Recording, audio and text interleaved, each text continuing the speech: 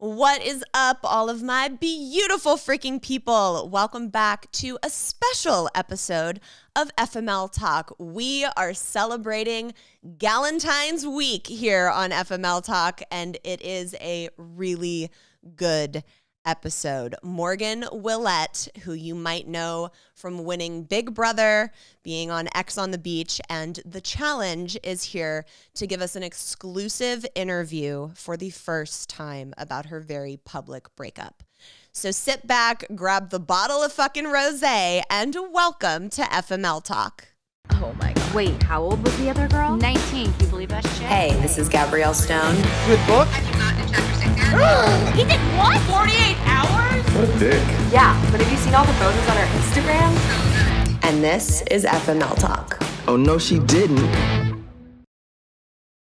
Y'all know I love a good self-love cocktail and occasionally an actual cocktail. I have always notoriously hated the taste of alcohol and needed it disguised in a good mixology cocktail until I discovered Neft. Because Neft is a premium vodka in its purest form with non-GMO rye, it has a light taste full of character. Not only is Neft one of the best tasting vodkas I've ever had, it also comes in the cutest packaging I have ever seen. Their unbreakable barrel keeps it chilled for up to 6 hours, making it the perfect drink to take just about anywhere. Join me in adding a little actual cocktail into your self-love cocktail with Neft vodka.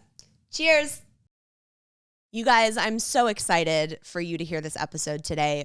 Whether you celebrated Valentine's Day with a partner or with your girlfriends or at home in a fucking bubble bath reading Eat, Pray, FML, I love it all. And we are continuing that girl power theme for this week's episode. Morgan and I met in the most random and ridiculous way, and I just think she is such a bright light who is really trying to do some good in this world. I cannot wait for you all to hear this story, so let's jump into the interview. Morgan Willett, welcome to FML Talk, girl. Oh my God, thank you for having me. I'm so fucking excited for you to be here. I'm so excited. I just started sweating the second you said my name. I'm like, here we go. Buckle in. Yeah, this is kind of a big deal. Mm-hmm. You haven't publicly really opened up about the stuff that you went through in a very public fashion, I might add. Right. Yeah. Everything was public. I lived my life on social media. I've opened up here and there with what I felt comfortable sharing on my Instagram story. I work, I'm an influencer of sorts. So everything I do is on social media. So I felt like, I need to let people in, but it's been weighing pretty heavily on my chest to where, I don't know, I felt like I needed to say something because the silver lining to, everything is I've been able to help people and I want to be able to help more people. So this felt right at the time. Yeah. So many people I know that listen to this show are going to benefit from hearing your story and hearing how you've kind of navigated through that. So I'm honored that you chose this show to do that. I'm thankful you're letting me be here and sitting in this cute chair and this cute set. I love it. So you and your ex are in the public eye. Yes. People know you from some MTV shows. You started actually on Big Brother, correct? Correct. Okay, so you went from Big Brother to... Went from Big Brother, so I was fresh out of college, the ripe age of 22. Went on Big Brother against, my parents' wishes. They're like, get a job, get a 401k. Like, you just graduated with a degree. And I'm like, I'm going on Big Brother. So I did that. I ended up winning, which was wild. Did not expect that. From there, moved to LA, did the whole thing. And then I went on MTV's X on the Beach, which is like that's a grimy one. Like, it's like known for being like, wasn't my favorite experience I've ever gone through. I tried to avoid bringing that up, even though I know it's part of my story and everyone's like, well, we found you from X on the Beach and we loved you. And I'm like, thank you, but I still don't need to relive those days at all. So then right after X on the Beach, like 3 days after we wrapped filming that, I went to go film The Challenge. Okay. And that was my last show I did. Yeah. And so The Challenge, everybody that knows me knows I'm like a reality TV junkie. love The Bachelor. You know, that's my jam. I love to just zone out with some mindless reality TV. But The Challenge has been one of my favorites since like it started airing. And I'm good friends with Tori Deal. So like the whole challenge world, I know quite well at this point. And you and your ex met on The Challenge. So when the breakup happened, it was highly publicized. Yes. You know, if you watch that show, you know who he is. Like he's pretty big in the MTV world. So Tay and I are on vacation in Hawaii, and I wake up to an E-News post on my Instagram saying Morgan Willett and, you know, her ex, so-and-so, who shall remain nameless on this show, have broken up. And I click the post and I'm like, oh my God, you know, because I remember watching you guys on that season. And I go to stalk your Instagram. And lo and behold, the first fucking photo on your feed is at the Hyatt Regency in Maui. And I'm like, Tay, whoa, she's here. We're at the same hotel. And then I scroll through that carousel post and there's a photo that you took from probably your balcony or whatever of the pool. And I zoom in and Tay and I are sitting on a fucking lounge chair. And I'm like, Tay, we're in the photo that she's posted. It's fate. Like, this is ridiculous. So I DM Tori and I'm like, girl, this is the craziest situation. I start like telling her like, you know, about like I woke up, I saw the post, I looked at her thing. And Tori's like, holy shit, dude. I heard about their breakup and immediately DM'd her and was like, you need to read Eat, Pray, FML. It was the craziest experience. It all happened so quickly too. Like the breakup was a shitstorm. I, you know, was in Hawaii trying to enjoy my family vacation. It was very difficult getting that news and leaving 12 hours later. So I was just trying to get through. I was grasping at anything. I was looking for signs everywhere. If a sunset, you know, showed up, I'd be like, this is a sign. Like I prayed for this. Like God's telling me I'm going to be okay. I was just looking everywhere just to know I was going to get through it. So then when I got Tori's DM, I was like, okay, like there's this book, this will help. It's in my Amazon cart. Hadn't purchased it yet. I wasn't going to pull the plug just yet, but I was like, it's in the cart. Then I'm randomly scrolling through my message requests, which, you know, shouldn't have been doing that because everyone's saying, stay off Instagram. It's better for your mental health. Well, we're human. Yeah. You're going to go through it regardless. I shouldn't have been, but I was.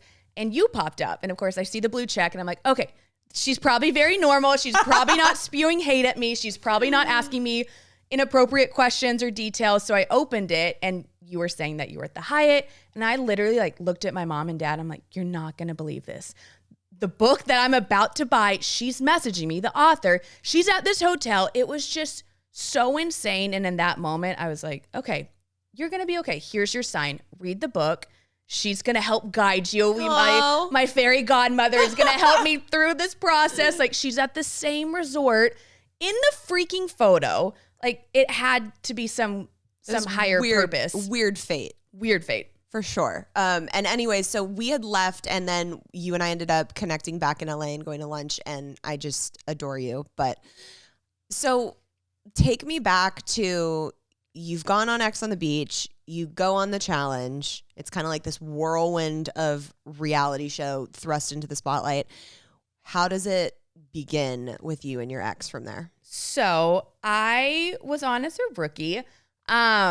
Had not watched The Challenge. I think that was mistake number one. But I had been on X on the Beach. You get a call. I've heard of The Challenge. I'm athletic. I'm fit. My goal was to go on that show and compete. I'm like, hell yeah, I'm going to show people what I can do. Not really realizing it's less about competing and more about, you know, kind of the drama and the hookups and the lies and the deceit. I was in way over my head, to say the least. But I had never really seen the show. So I had heard of, you know, the characters and the cast members. I had heard of my ex, but I didn't really know that much.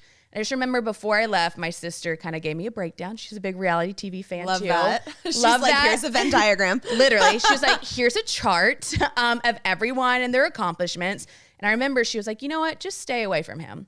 Has a lot of, you know, enemies, all that stuff. Oh, so she like pre-warned you. A little bit. Yes. Oh, interesting. So gave me like a little cheat sheet on everyone, you know, who's won the most, who's in alliances. I'm like, Alex, what the hell? Like, I'm just going, I'm going to compete and I'm going to do really good. Lasted 2 episodes. So You're like spoiler alert, I did not do really good. I did not do well. I don't think it was my fault, but essentially we got to pick our partners, and you can go watch the episode. I'm not going to break down like I won a puzzle and I did really well. You can go watch. But I got to pick, and I ended up picking him because in my head, he's won the most out of everyone. Yeah. I want to win.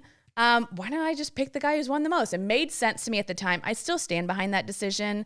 Everyone's like, oh, your life would be so different had you chosen someone else. You might not be in a relationship. You might have saved yourself the heartache. I'm like, yeah, maybe.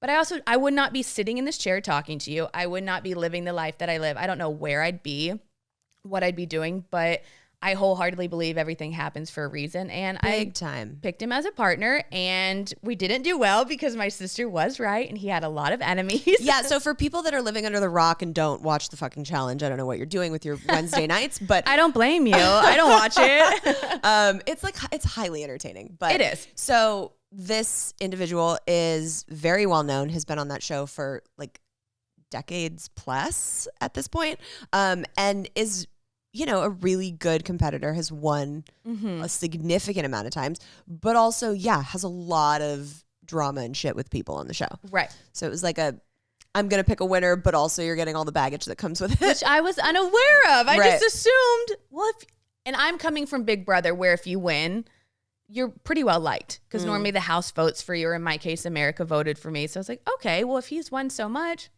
How did you do on Big Brother? I won. Oh, I didn't know that. I'm not a Big Brother person. You won Big Brother? Wow. A fun tidbit of Oh my God, I'm information. like significantly more impressed with you now, Morgan. Thank you. Thank you. Okay, fun. Yeah, that's a fun fact because I stumbled upon that show, was not expecting to win. I was on it with my sister. Another fun fact. She was a super fan. I was, the idiot fresh out of college. She was like, sounds like a great idea and a great way to not work a 9 to 5. Right. And I ended up winning. So oh my God, again, amazing. Fate led me to California, which led me to MTV, which led me to a relationship, which led me to this chair right now. Yeah. So yeah, I stand behind picking him as a partner. We got eliminated, I think, after 2 weeks, which was short. I was very hard on myself, very disappointed because I don't know. I felt like I had a lot to prove. I'm very type A. I put a ton of pressure on myself to be perfect and to perform and to, go home so early, especially when I was the only cast member from my show who was brought over to the challenge. I was like, oh my God, I was devastated. So I think he felt bad because it was his fault. Like we got eliminated. I had really no say in anything. It was kind of the vet's game at that point. Yeah. So he asked, do you want to go travel?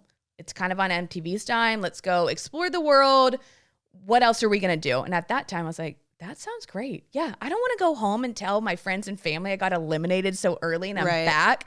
I'll go travel the world with a complete stranger. Now looking back on it, seems a little bizarre. Were you guys not like hooking up at that point? No. Oh, wow. So No. this was literally just like travel bud. Yes. Interesting. Okay. So, and at the time, and there's a crazy backstory to this, and I know people like to bring it up, but at the time I had ended X on the Beach, in like a TV relationship with someone. And then going on to the challenge, it was such a quick turnaround that I was like, I don't know what to do. I should have had the conversation with that person. Yeah.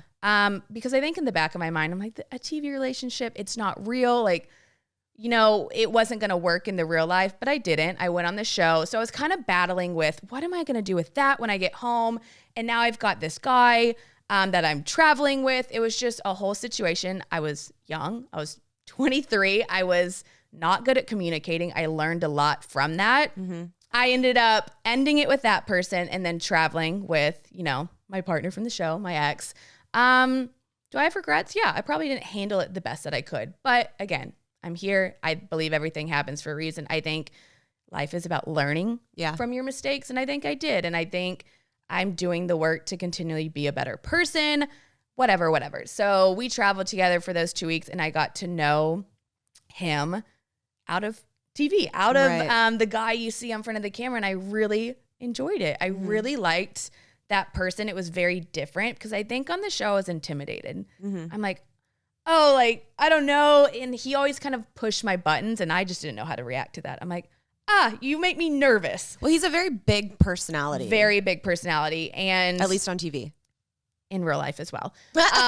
Don't be fooled by that. But it was just intimidating for me. And I was like, oh, I don't know what his intentions with me. I think I'm just a guarded person. And I had heard, past stories of, he's gotten with certain cast members and all that. So I was just very guarded. I had walls up. I didn't want him in my little box. And then traveling, I was able to kind of let my guard down. And he would make fun of me. He's like, you slept on the edge of the bed. Like the furthest possible point away from him. Wait, so you guys didn't hook up while you were traveling?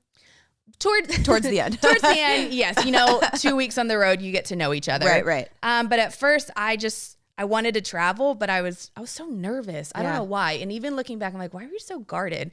I don't know. Maybe my heart was fucking intuition being like, bitch, this is about to blow up your fucking life. Something like that. Or I don't know what was happening. But because normally I'm like a pretty open person. But whatever. So got to know him. And then we got home. And we just kind of never stopped seeing each other. I live in LA. He's in Orange County. It's a short drive. And yeah, the rest is kind of history from there. We ended up dating about, I don't know. I'd have to go look at the timeline. I'm sure someone on Reddit is going to tell me the timeline when they listen to this. Oh, Reddit. I'm sure you know. The depths of the internet. Around 2.5 years of a serious committed relationship. Okay. So this relationship and this person to you, was this your forever? That's hard for me to answer because I do think so. And part of me wants to lie and be like, no, it wasn't. Own that. That's something really important to, the downfall of a relationship and the breakup when you think that that's your person and you guys have had those moments where you're like, oh shit, this is it. And I think that's what makes it so hard for me because I poured everything that I possibly could into this. I gave my heart, my soul. I would have jumped off a cliff for this guy. I really believed this was it. I've never felt that way about someone. And I think that's why 4 months later, I'm still struggling so much. Mm-hmm. I can't speak for him.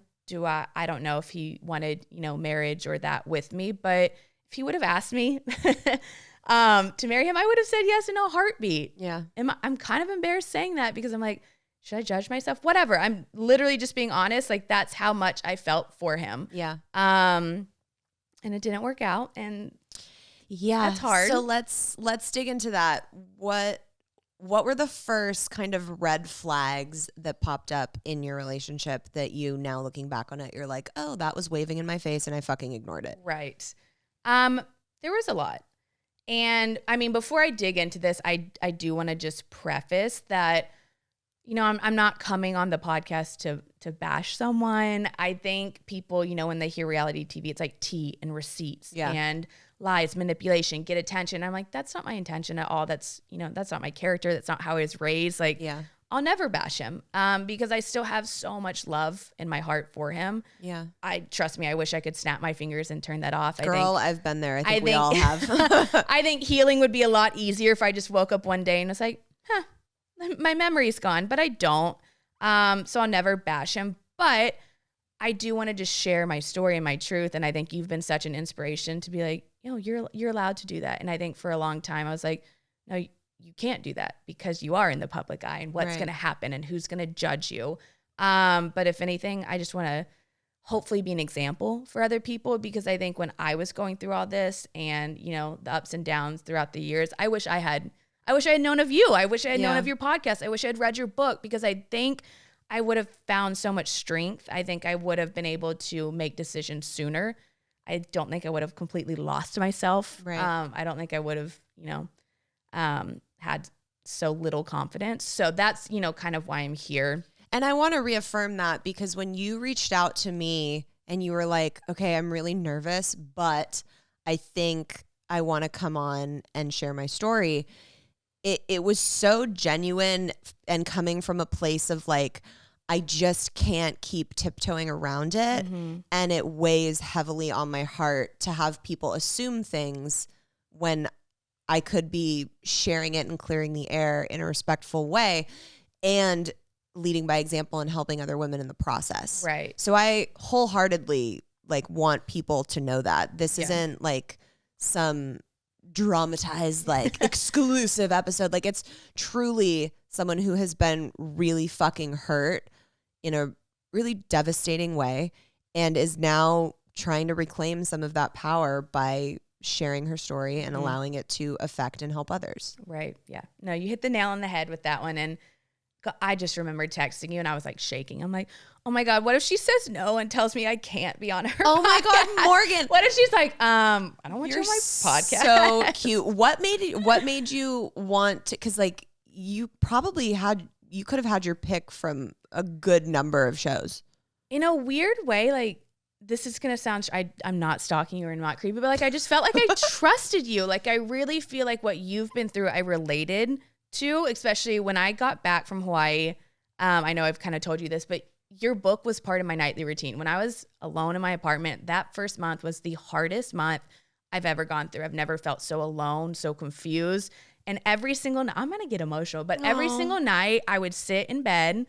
And it's hard, especially in a breakup, because you don't have someone to text anymore. You don't have the good morning text. You don't have the good night text. So I literally would sit in bed alone.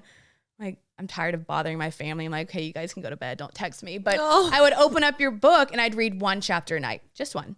Because I didn't want it to end. Like, I felt like your story and like seeing you heal was helping me heal. And I was kind of nervous, like at the end of the book. Because I'm like, all right, Gabrielle healed by the end of this book. What if I finish the last chapter and I'm not healed? So I read it as slow as I could. I love that. And I'm like, psych, there's a whole sequel to go through.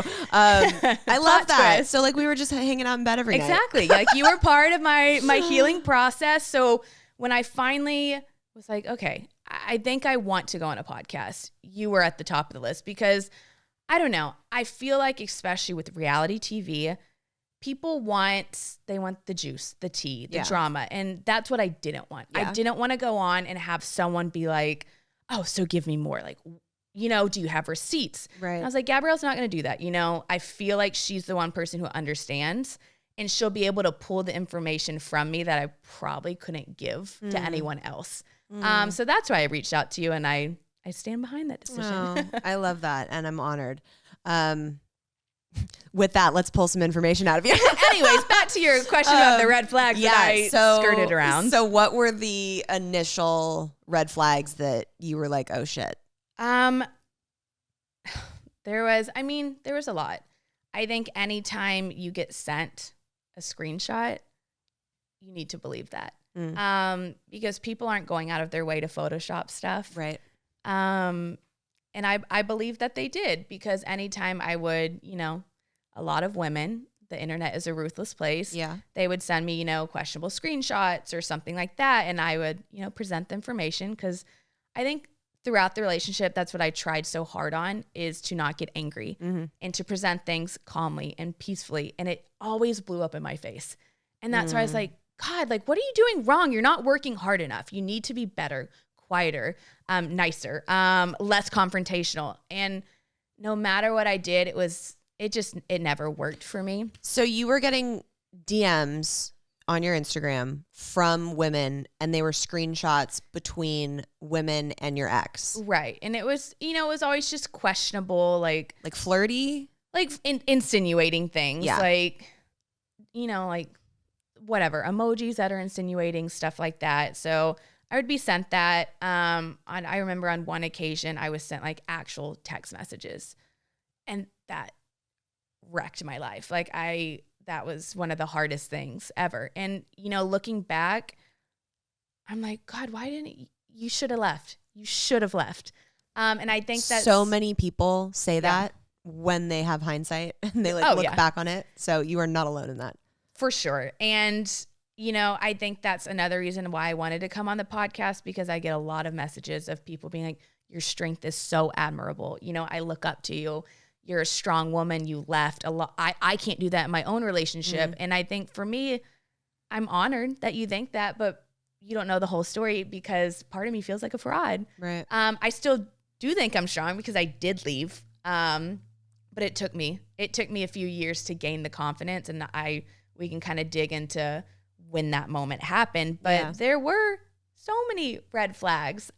So these screenshots that like the text message one, for example, was that like blatant and he was like, no, someone photoshopped it? Or was it just questionable flirty messages?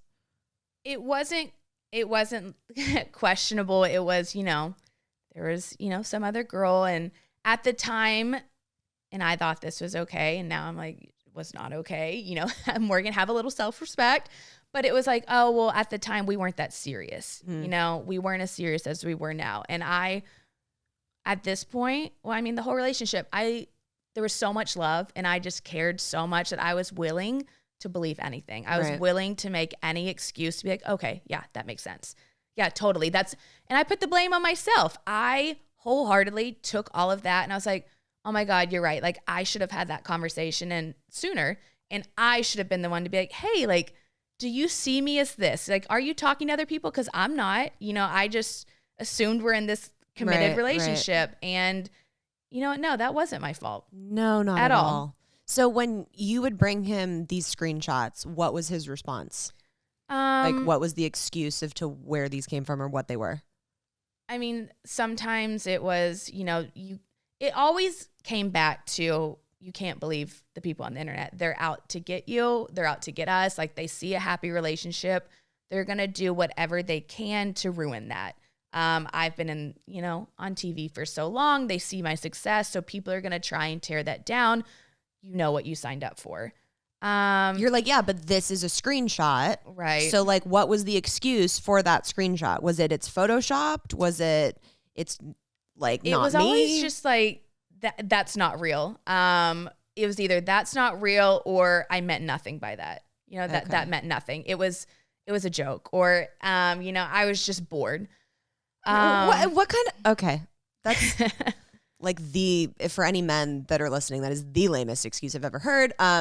But so do you realize, looking back on it now, when you went to your ex and was like, hey, in the calmest way you could to like try and keep the peace, and presented the information and like asked for answers from your partner, and then it blew up into a fight, and you were left being like, am I fucking crazy? Should I not have done that? I need to be better. I need to be quieter. That is textbook gaslighting. Do you know that? I know that. Can now. you admit to that? No, I know that now.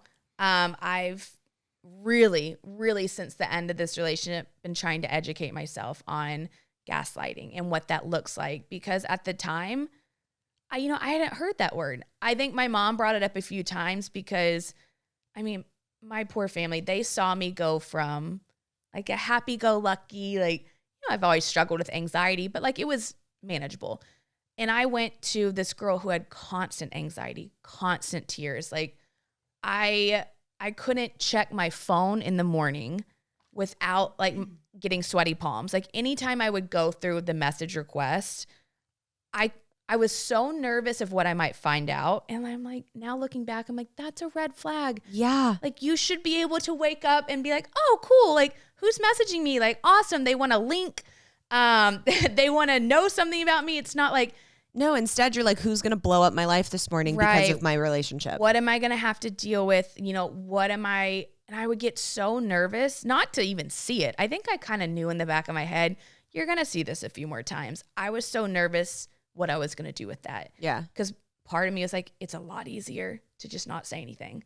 But if you do say something, you risk, getting in a fight and the silent treatment and whatever. Red flag. I red knew flag, I was going to have to. Red flag. I knew that I was going to have to deal with. So like, yeah, that's a red flag. And, if anything that I want people to learn from what I went through is you cannot ignore that gut feeling. Yeah. The surge. Yes. The surge. From your book, that's the one term I'll never forget, that and the thought onion. But that's the second you described that, I was like, oh my God, that is the feeling I have gotten. And I don't even know how to describe how it feels, but it's that pit in your stomach, and you'll feel it. And that is your intuition saying something. Yeah. And it's never incorrect. And if that is what I learned from this, is I was right the whole time. And the more I ignored the red flags, the more I ignored the surge, the intuition, the more I lost myself. Yeah. So when you feel that the first time, you've got to act on it. Because if you ignore it, it's going to keep coming up. and you're probably going to you're going to ignore it one time and then 2 times. And then by the end, you don't even know who to believe. You don't trust yourself anymore. And that's towards the end, because I ignored so much. I didn't trust myself. I didn't know what was up, what was down, what was right, what was wrong. I was just trying to figure my shit out. Yeah. And that's terrifying. Yeah. To like be in that space of like ignoring your gut and trying to push it down, and the anxiety keeps building and keeps building and keeps building. Like, that's exhausting to go through in what's supposed to be your like kind of safe haven space. Right. So take me through the time, like kind of the week where you actually really got hardcore, like unrefutable, this is happening proof. So it kind of started. I was going to Texas to visit 2 girlfriends, and I had planned this for a while, and this is when the surge happened. And I shouldn't have ignored that, but I was on the plane and I texted my sister and I was like, I don't think I'm going to go. I think I'm going to cancel my flight. I can't do it. She was like, what are you talking about? You've been looking forward to this trip for so long. Like, no, Morgan, you need to go. And I just felt a weird feeling. And I was like, no, I think I need to stay at home. Like, because in my head, if I stayed at home, I could control the situation and I knew I wouldn't have to stress about something. And there was like an MTV party. I was invited to it and I couldn't go. And I legitimately was going to cancel that trip so I could be there, because I just had an off feeling. And I was like, if I go there, I'll get peace of mind and I'll know nothing has happened. I can go to sleep at night. I can not take a Xanax. Like, I'll be okay. Right. And she was like, Morgan, come on. You need to start like giving me the sister tough love. And my sister Alex is very good at that. She's the one to be like, yo, here's what's happening. You need to pull your head out of your ass, like open your eyes. And she was like, Morgan, go. Like, you can't waste your life on someone else. Like, you need to go see your friends. You've been talking about this for months. So I was like, okay, I'll go. The whole entire time I was there, I was miserable. I couldn't focus. I was checking my phone constantly. I was wondering, oh, that's the worst. The worst feeling. And my friends, like, and I felt bad. I ended up having to say sorry to my friends. I was like, you know what, guys, I'm sorry. I haven't been very present. I don't know what's going on. I kind of filled them in. And I remember one of my friends, her advice was, Morgan, where there's smoke, there's fire. And I'll never forget that. We're eating sushi at a place in Dallas. It was very cute. And she said that, and I just like kind of like froze and broke down. And I'm like, I'm not going to admit that you're right in this moment, but I know in my head, you are right. Where there's smoke, there's fire, and you can't ignore that. So we went throughout the weekend. He picked me up from the airport on the way back, and I still felt that feeling. Something was off. I could tell between like our dynamic. Takes me home. Nothing is said. I'm like, oh, how was it? Yeah, I'm really hungover. Okay, whatever. He goes somewhere, and I enter his bedroom, and the sheets had just been washed. And that was the moment. Like, they were not put back on the bed. They were not put back. They had just been taken out of the washing machine and like clean sheets ready to be like put back on. And I don't know what made me think that, but I was like, this is off. Something is so wrong right now. And I just remember like kind of staring, like swallowing that feeling of like shit. Because I knew, I'm like, all right, if he's hungover and he just picked me up and he said he, wasn't out that late. Why? Who gets up to just change their sheets like that? Why? Nothing else is being cleaned. I just found it so strange, but I ignored it. And I'm like, okay, Morgan, ignore. And I moved on. But then it was like any room I went in, he would go in the other one. And like normally we cook dinner together. And finally I just remember I was like, hey, like, what's going on? Like, I feel like you're avoiding me. Like, what's happening? And it was, oh no, I'm hungover, whatever. And I was just like, oh, okay, well, I thought the party was early. Like, I didn't know you stayed out that late. And it's like, no, like, it's fine. We'll talk tomorrow. So we went to bed, and I just remember he didn't kiss me goodnight. And that's when I was like, all right, what, I knew something in my heart of hearts was really wrong, but I was like, okay, ignore, give him the benefit of the doubt. Sometimes you're hungover. So woke up the next morning and everything was fine. We went on, his dad was coming to town. We're planning a trip to Disney. I was like, oh, okay. Maybe it was just a mistake. Morgan, maybe you're overthinking things. You're tired. You're self-sabotaging. I'm known for self-sabotaging. I was like, maybe you're doing that. So a week goes by. Everything seemed kind of normal. So I wasn't stressing. I was like, okay, you're good. You're in the clear. Like, no one's calling you. You haven't gotten a DM. And then one day I get a text, and it's the text that no one wants to hear. Like, hey, we need to talk. So, you know, something's wrong. And I'm like, come on. Like, I really thought like this was going to be okay. So it was one of my friends, like a mutual friend between us both. So I call her and she lets me know like, hey, I had to, you know, inform you a week ago when I was out of town. So-and-so was brought home from the bar with him. I'm like, whoo. Yeah. That's hard to hear. And in that moment, I just went numb. I was like, okay. And it was the first time, and this is why I think maybe in a weird way it was fate or the clarity I needed, because every other time, you know, something has happened, I haven't been with him. And it's really easy to talk yourself out of confronting someone. I'm real good at that. I hate confrontation. And also it's really easy to talk your way out via text message because you can think about your response.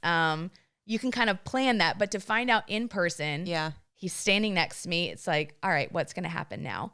And that was, you know, that was tough because it was met with, you know, that's not true. That didn't happen. Your friend's crazy.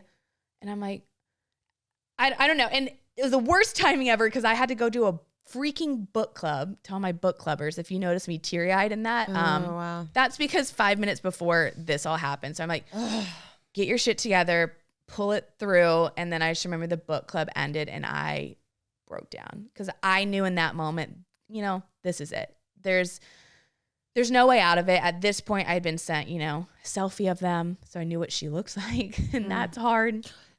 Even the way that you talk about it now, you're like, that's hard to hear. And like, it was hard to see. This is someone you were with for what, 2.5 years? Yeah. 2.5 years in a committed fucking relationship. And you get the news that he brought a female home to his house where you stay. Mm-hmm. Like, that's not hard to hear. That's fucking devastating. Yeah. Okay. So I'm not going to downplay it anymore. It was fucking devastating. I think what's harder is the reaction. Because in that moment, I'm sobbing. I'm packing my stuff. And I'm like, this is the last time I'm ever going to be in this house where I spent, oh my God, I'm going to get emotional. Where I spent all of quarantine, you know, where I watched Game of Thrones, where I had made a home essentially.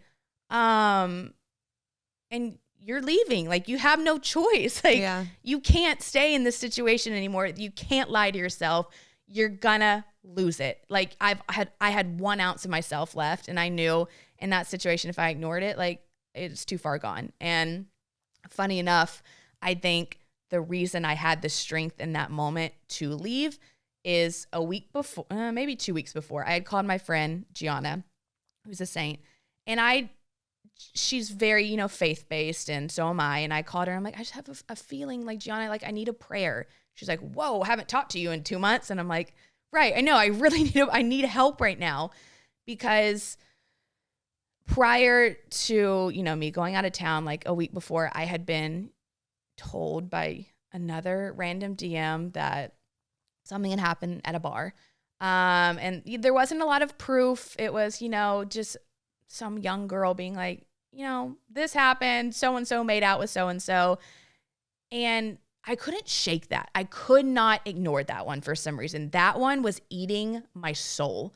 And I was just like, what do I do? Like, I don't want to believe it. I really don't want to believe it. I wholeheartedly, like, I want my person so badly to just look at me and think that I'm enough, and look at me and, you know, have all my hard work be enough. Like, I don't want to admit that I failed, that, you know, I wasn't pretty enough. I wasn't confident. I wasn't smart enough. Whatever was in my head at that time, which I know now was not true. Yeah. That's how I felt. I'm like, oh my, no matter what you do, it's not ever enough. You're failing. So I'd called her and I'm like, can you just send me a prayer? I need clarity. Whatever that looks like, whatever God wants to show me via that, like, I need something to smack me so hard in the face that I have no choice. Yeah. That is my answer. So then fast forward to me getting this phone call. I'm packing my stuff. And I remember I set my bag down and I'm sobbing. I just kind of like, so dramatic of me. I'm a very dramatic person. But I looked up and I was just like, thank you. Like, in a weird sense, this, even though it sucks and I don't want it to happen, I knew I had to leave because this is the one time that prayer was going to be answered. The one time it was so in my face, there was proof. It was, the girl who this happened with had a mutual friend, and that's never happened. It's, I feel like it's always been random, and like for that to happen, and I'm like, okay, this is it. Pack your stuff. But in that moment, all I wanted was a hug. I wanted, and I'm sorry, I wanted accountability. Essentially that, any sort of comfort. And I was met with, kind of like coldness. I don't know if that, is because it was happening and it was denial or it was shock on his end, but it was, I didn't do it. I think that was the last thing I heard as I walked out and shut the door behind me was, I didn't do it. And I think that's what's hard because, 2.5 years down the drain, all you really want to hear is, I made a mistake, or, you were enough and it just wasn't meant to be, or I was unhappy, or just an explanation in general, because God, the last 4 months, all I've been doing is replaying my head. Like, you're always going to replay it if you don't get answers or closure. Yeah. What did you do wrong? Like, was it unhappiness? And now I'm learning, I think this is just, a repeated behavior possibly. But yeah, I didn't get that in the moment, which is why I think it's been very, very difficult for me. Yeah, because there's no accountability, there's no apology, there's no like closure to that person that you spent so much of your time with. Right. And I want to point out the fact that if you guys aren't watching this episode on YouTube, please go look at Morgan's Instagram so you can like see the person that's talking in front of me right now. I, growing up, like if you had to be like, who's the typical like quintessential beautiful girl that you would be like, this is who I would want to look like, I would have said you. I came home from like when we did, our first podcast day and looked at photos and was like, I feel so pretty. And then I stand next to Morgan. Shut up. No. It's true. I'm not saying it to try and blow smoke up your ass. It's genuinely true. So I'm bringing this up so that people can see someone that I feel is like, what people would strive to be like, your, physique, everything. You still are in a relationship where you feel like, oh, if I just went to the gym more, oh, if I just like kept at my appearance more, oh, if I just did this more, and feeling like you're not enough on that level, it doesn't matter what you look like, who you are. It's the person that you're in a relationship with. They can still make you feel like you're not enough. And if you don't harness that self-love to really be like, no, this is my worth. I know that, and no one's going to take that from me. It's insane to see someone like you go through that. Absolutely. And, I think I'm all about silver linings. I think if you follow me on Instagram, I'm always talking about like, this shitty thing really happened to me, but like there's a silver lining to everything. And I try and stay positive. And I think that is a silver lining to this. I think I had to be completely broken down at my lowest point. And trust me crying on a futon in my parents' hotel in Hawaii was my lowest point. Yeah. Like my dad holding me because I couldn't stand. Like I was just so wrecked. But looking back on that, like I think I had to go through that to have the self-love that I have now. Yeah. Because had this all not happened, I don't think I ever would have looked inside. I liked myself. I was confident. But I didn't realize my worth. Yeah. And I think when you have it all taken away from you and you're forced to rebuild it, that's when you really start to learn how awesome you are, how much you are worth, how you will find the person who can give you the love that you give them, and that you deserve it. Because I think for the longest time, especially in those 2.5 years, I just didn't think I deserved it. Yeah. I thought, this is the best I'm going to get. Take it, you know, make the best out of it. Smile. There's a lot of good moments. I don't want to, diminish because I feel like if you look at my Instagram, we had a lot of happy moments. We traveled and I got to see the world and I had a best friend. But there was a lot that was wrong. And I just chalked it up to, well, you deserve that. And now I realize No, you don't. No, You fuck deserve no. the best. Yeah, fuck no, you did not deserve any of that. So right after this happens, you have this family trip planned to Hawaii, and you're like, Great timing. great, like let's go with the family, and fucking Woohoo! in paradise when I'm dying on the inside. So when you're in Hawaii, a video leaks. Oh yeah. Take me through how you found out and what happened. So I, was in Hawaii. That was the hardest moment because I'm very close with my parents and my sister, and we always do a family trip. With COVID, we had pushed it back like 4 times. So finally we are going. I get to be with them. And I just felt guilty. I felt like this is the one time, I don't know how long, I hate to be morbid, but like, I don't live near my parents. I don't know. Something could happen. I don't know. Like, this might be the last time I get to go on a vacation with them. That's so morbid. I'm sorry, Mom. No, and Dad. I get it. Trauma brain. I'm the same way. Yeah, I'm like, you don't know. Like, you've got to enjoy the little moments. So I felt so guilty being so upset.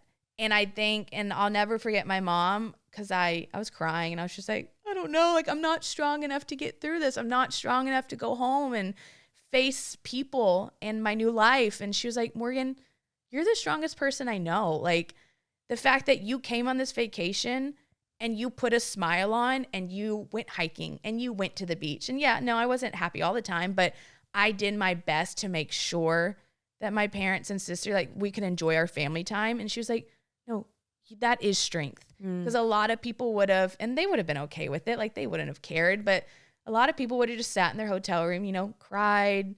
And I'm all for that. Whatever you need to do to cope. But in that moment, I needed to be with my family, and I needed some happy memories. Yeah. Because looking back, yeah, there's a lot of dark memories with that trip, but there's a lot of happiness because I think God knew I needed to be with my family in that moment. I could not go back to my apartment alone. I was so devastated. But fast forward to the video. We went stargazing on top of the Hyatt, which, by the way, if you go back, it's lovely. Yeah. Came back and I was feeling pretty good. I'm like, oh, nature's great for healing. Like, I highly recommend that for anyone. And then the DMs. I got quite a few messages being, oh my God, did you see this? Like, this T page just posted this. Like, then people start tagging me in the video. And I know that fucking surge when you see something and your whole body just goes numb, and it's the worst feeling to ever experience. It's awful. And like the gut-wrenching anxiety you feel that, I don't know, and it's embarrassment a little bit because up until this point, I knew about what happened, but the world didn't. Right. I had mentioned, like a blurb on my Instagram about, being hurt. But other than that, like, there wasn't really that much information. And then for everyone to send me that, I just felt so violated. And also, I think, it's different hearing your partner did something. It's different, maybe seeing a photo or someone being like, well, there's proof.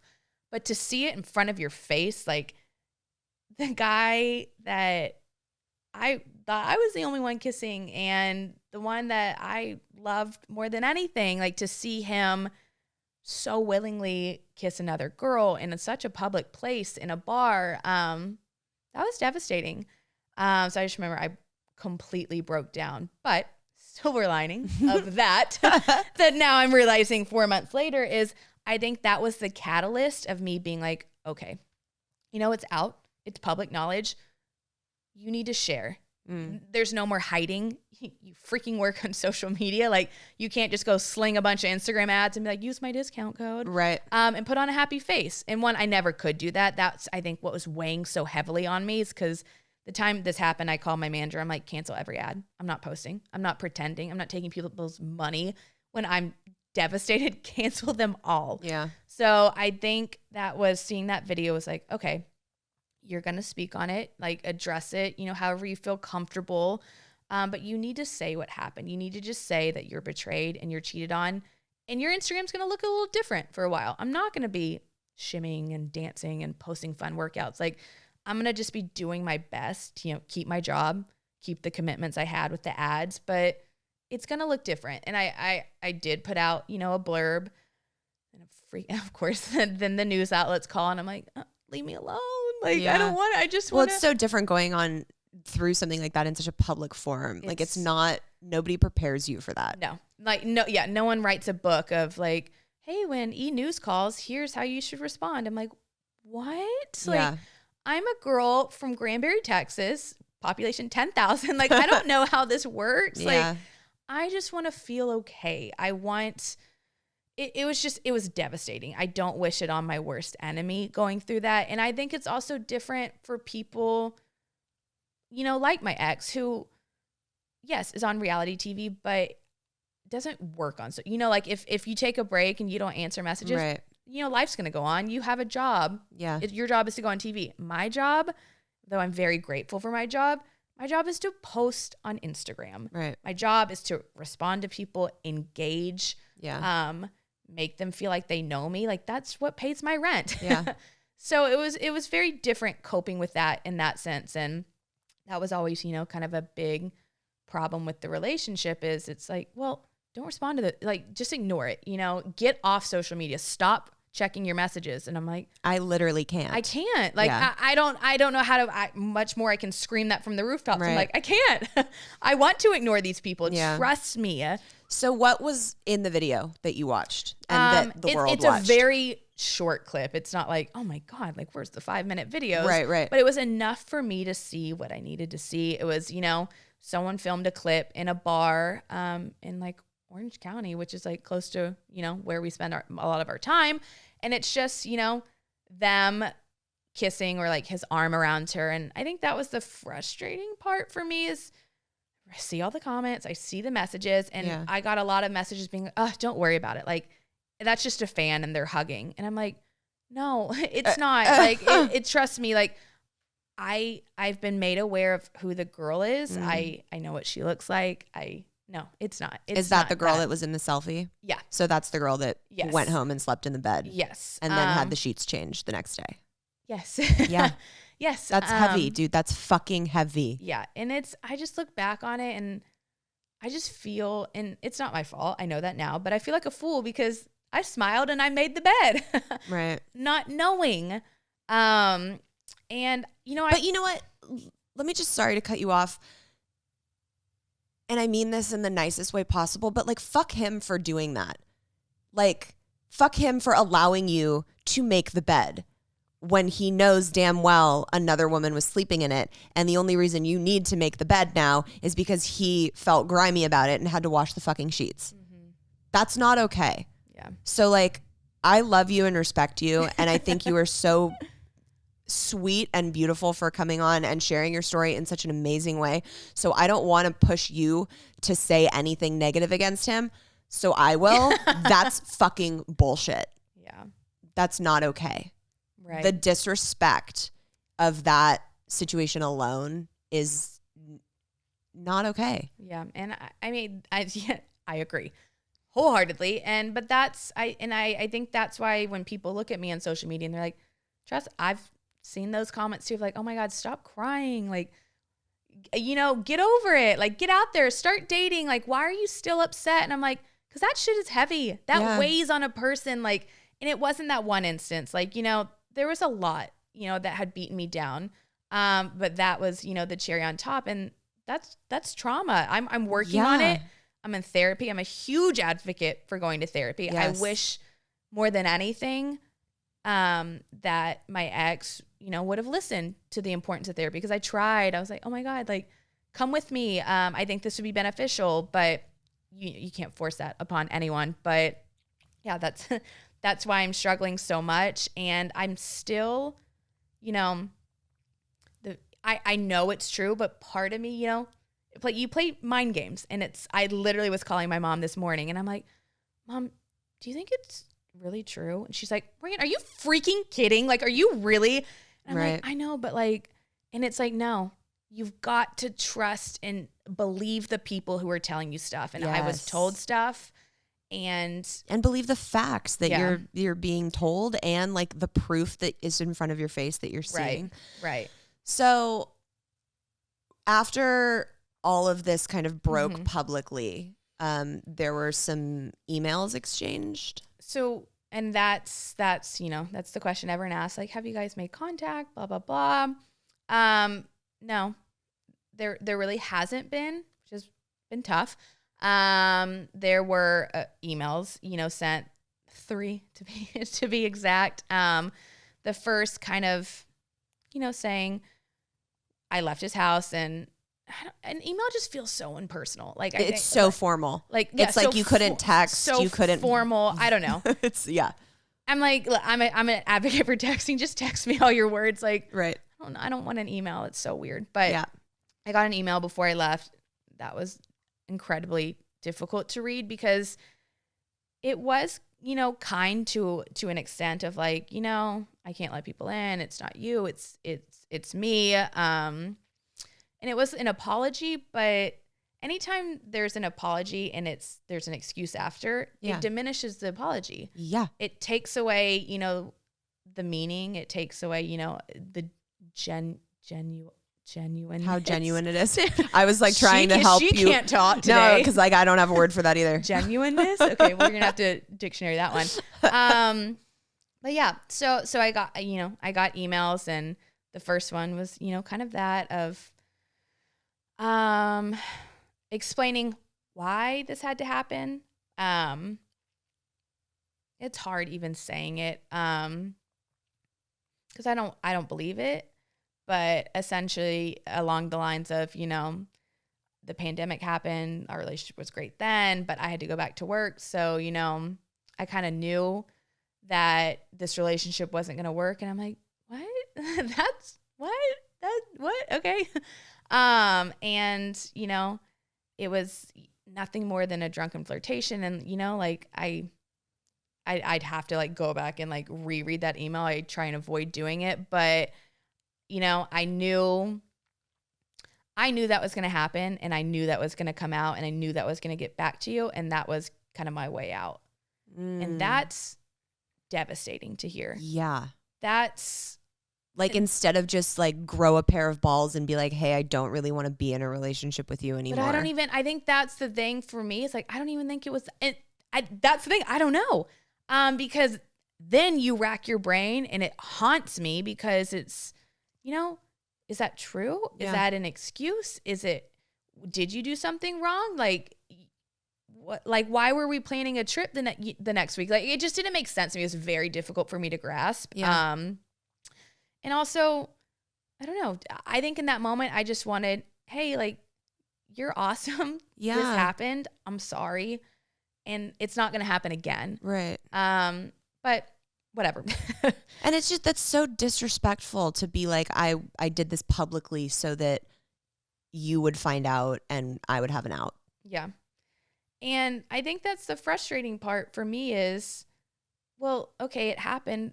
Then why not tell me immediately? You know, why wait a week and make me find out? Like, make me embarrassed, you know?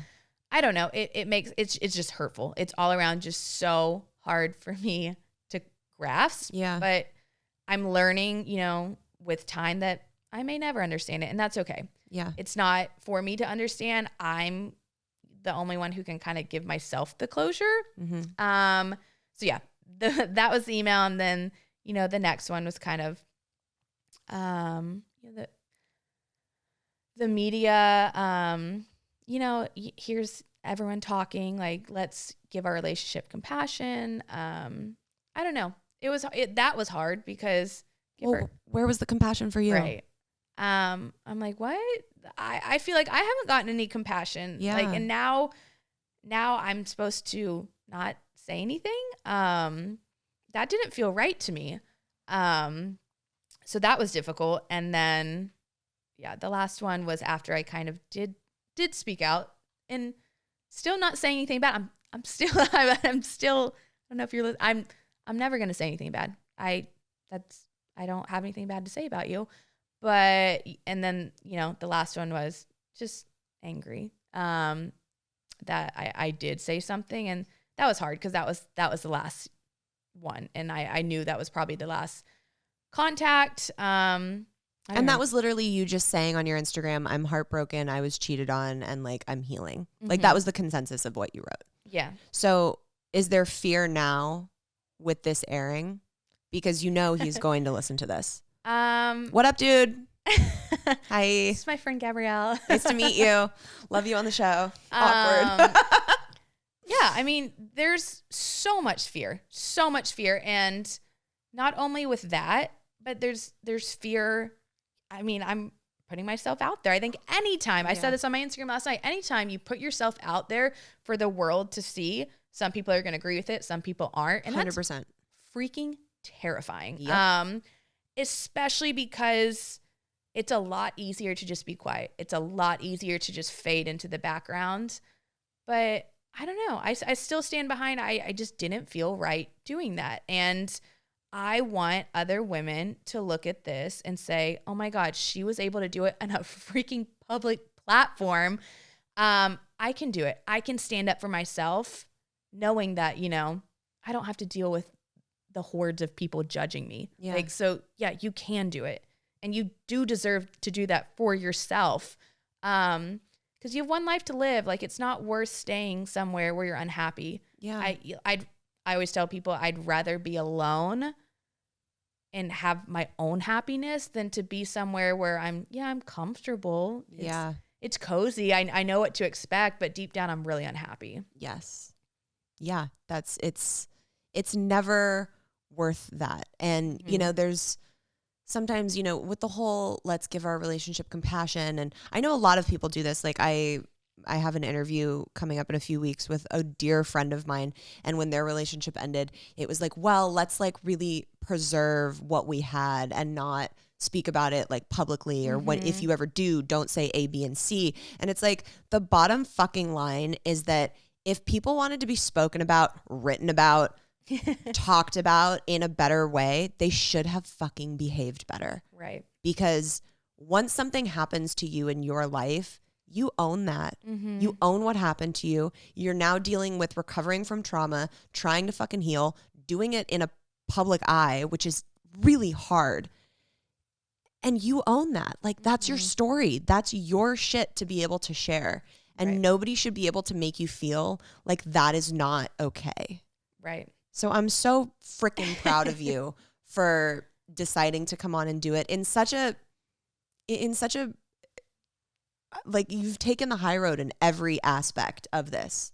You know, it hasn't been one moment where it's felt like you can see how much love you still have for him. And I know that that's frustrating probably. Hell yeah. In a lot of ways, because you're like, I'm ready to fucking let this fool go.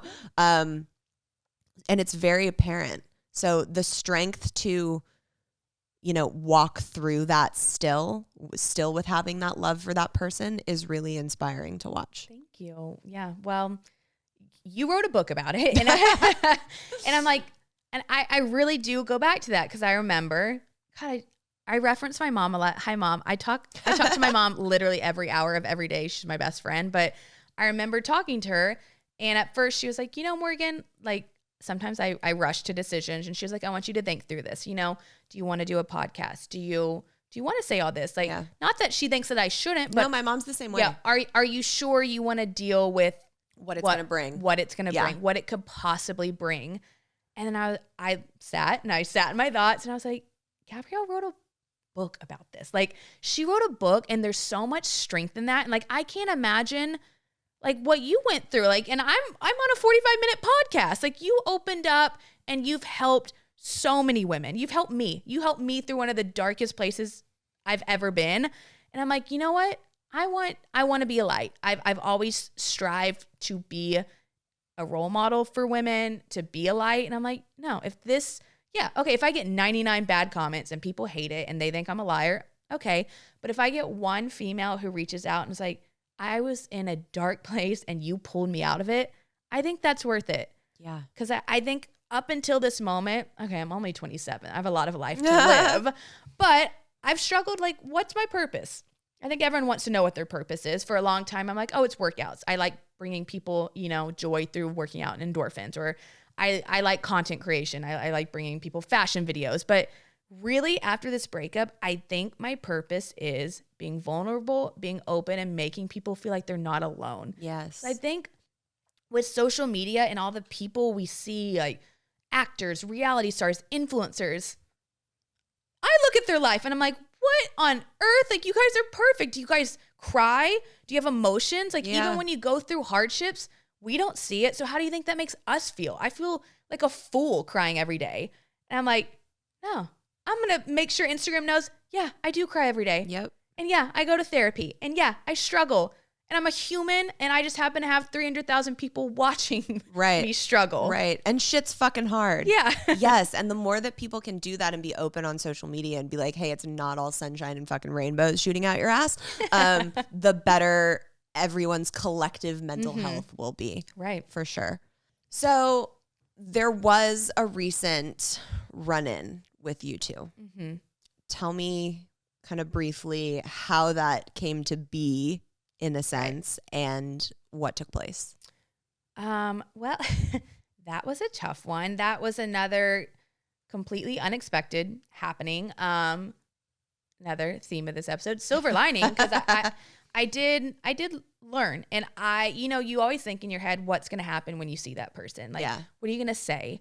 What are you going to rehearse? Trust me, I will lay in bed for hours at night thinking, what do you want to say? What would you spew? Like, get everything out there. And I did run into him, and it was the opposite.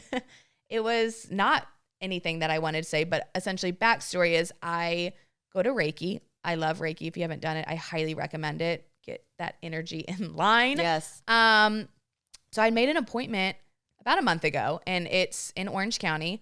So I was going to my Reiki appointment, and the gym I used to go to is across the street from the appointment. So I was like, okay, like, I'll make a day. I went to Starbucks to work. I'll go to the gym. I'll go to Reiki. I'll go home. Ironically, I almost canceled my appointment that morning, which is why I'm like, it's hard, but maybe this was meant to happen. Maybe this is God saying, I needed to be there, because I literally was typing a text to her, and I was about to be like, Nicole, like, I'm not coming. I'm feeling good. I don't need energy. Like, my energy is good right now. And I'm like, you know what? Don't be rude. Don't be an asshole. Everyone hates the girl that cancels the day of. So I'm like, okay, I'll go. So I'm, an hour before my appointment at the gym working out, and I get a tap on my shoulder, and it's him. And that was hard. It was like an out of body experience. Yeah. I've had those. I didn't know what to say. Because I'm like, oh my God, like, you rehearse in your head, like, get every emotion out. This might be your only time. Like, we hadn't really spoken. And in that moment, I froze. Like, everything went numb. It was strange. I still, feel like it wasn't real. But I think I needed to be in that moment to realize, because I think part of you always romanticizes, especially if you've cut all contact, and there has been really no contact. I choose personally not to follow on social media. I choose, for my own mental health, to just remove myself. Yes. I don't listen to the podcasts. I've seen the messages, guys. I don't listen to the podcast. But in that moment, it's weird. You see them. But I learned, you can't romanticize, because in my head, I'm like, oh, if I see him, is it drop to your knees? I'm sorry. Like, I miss you. I want you back. And I think the thing I learned was things haven't really changed. My favorite quote, Dr. Phil, you can't change what you don't acknowledge. Yeah. And I think in that moment, I learned there's still no acknowledgement. And that's all I really want. No acknowledgement to the cheating. Right. It's I did kiss the girl, which, ladies, like, that is still a form. Fucking cheating, just like PSA for everybody out there. Still a form of it, but there was nothing, beyond that. And that's just so hard to hear. Like, it's still incredibly difficult, because you just want that piece of closure. And I think in that moment, I had to be in that moment.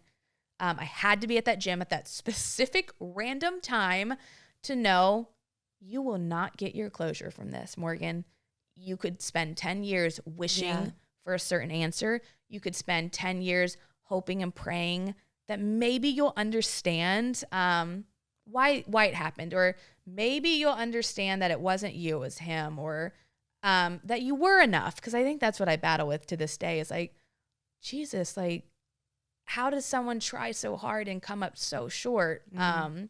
But I had to be in that moment to realize I'm not going to get that. Like, I'm going to get the closure from myself, from healing, from taking the lessons that I've taken from this. So yeah, not my favorite run-in, but there's a learning experience. To happen, yeah, for sure. It needed to happen. And because ultimately the closure can't come from the other person, no matter how much we want it to. And we want that like accountability or that apology or that peace of mind. None of that is their responsibility, unfortunately. If they're a good person, they will, offer that to you and try and like give that to you. But that's not their responsibility at the end of the day. It's our responsibility to be like the disrespect of the situation, me not being treated what I'm worth. That's the fucking closure. And you have to make peace with that and be like, and that's the end of that story. Right. Exactly. And even if someone did say like something right, even if you feel like they're going to give you the closure, unless you really give it to yourself, really love yourself, I don't think you'll even get closure from them. Like, I think in my head, if he had been like, oh my God, this happened and you were right. But in my head, I still am like, oh, you're not enough. Like, we're going to work a little harder. I'm still going to be lingering on this, like I'm still not going to get the closure. So like, screw getting closure from someone else. Trust me, I have thought about this day in and day out for 4 months. No, it's going to come from you. Yeah. You've got to be confident in yourself, in your worth, what you deserve. Give it to yourself. You owe it to yourself. Yes. If you could give everyone listening that's going through something similar to this one piece of advice, what would that be? Oh man. Okay, I have a couple. Okay. Because I wrote notes before this. Hit us with them. Hit them. Type A. Right over here. I'd say first, God, pay attention to the red flags. That gut feeling, do not ignore it. You will regret it later in life. Also, something I learned is you can't change someone. Yep. I think I spent 2.5 years thinking I'm the girl. Everyone else failed, but I'm the one. I know I'm special and I know I can change someone. And you can't. Yeah. All you're going to do is change yourself in the process. You're going to lose every ounce of you and they're going to be the same because all your work's not going to work because unless someone wants to change themselves, nothing's going to happen. Amen to that. And I learned that the hard way. So please pay attention to that. And lastly, know your worth. Don't be scared because trust me, I'm scared right now. Still scared, but I'm going to tell myself I'm not. I'm scared, I'll never find someone. I'll be alone. I'm only 27, I know. But that is a fear. Like, and I think that's what keeps a lot of people in a situation. Yeah. But you will. Trust the process. You might find it later in life. Yeah. But I'd rather find the right person later in life than to settle for the wrong person sooner in life. What did you say to me when we went to coffee? Like, you have to wait for your Travis Barker. I love that quote. Fuck staying with your Scott Disick. Yeah. Your Travis. Is it Travis Barker? I always mess this one up. Your Travis Barker is waiting for you. Like, don't settle for the Scott Disick. I don't know who messaged me on that. And Travis is so much hotter anyways. So, yes, wait. Yeah, literally. We don't want Scotts. Like, we deserve the Travises of the world. They're out there. Amen to that. Can you tell everybody, if they're not already following you on social media, where they can find all your stuff? So always on Instagram at Morgan Lee, Leigh Willett. If you want to follow my blog, all my workouts, that's movelikeMorgan.com. That's like a one-stop shop for all things me. Yes, I love it. I am so proud of you for coming on and sharing your story. And I'm so honored that you chose my show to do it. I think the world of you, and you just encompass everything that people should strive to be for on an internal level. And I guess we'll end with me trying to reassure you that you are fucking so much more than enough, dude. Thank you. I can't wait to see when other people start to recognize and acknowledge that. Thank you. Love you, girl. Appreciate it. Love you. I want to thank Morgan again for coming on and sharing her incredible story. I was so honored that she asked me to be the one to do this interview and that she wanted to come on to FMLTalk to speak about this for the first time. I know it was a really big deal for her. I know she had a lot of nerves around the situation, and I'm so freaking proud of her. So I hope that if you're listening at home, what you take from this interview is that Not only are you enough, and it is not your fucking fault when people make you feel less than, but have the courage to come on and share your story, because so many other people will learn and heal from you doing so. As always, make sure you are subscribed so you never miss an episode. Keep up with us on Instagram at FMLTalk Podcast. If you are not hanging out with us on Patreon, I don't know what the hell y'all are doing with your life, but we have so many seasons of mini bonus content, 10% off all of your merch, which we have some incredible new styles coming to you in a few months, and access to the private self-love Facebook group. As always, I love you so much, and have a fucking self-love cocktail on me. Happy Valentine's Day.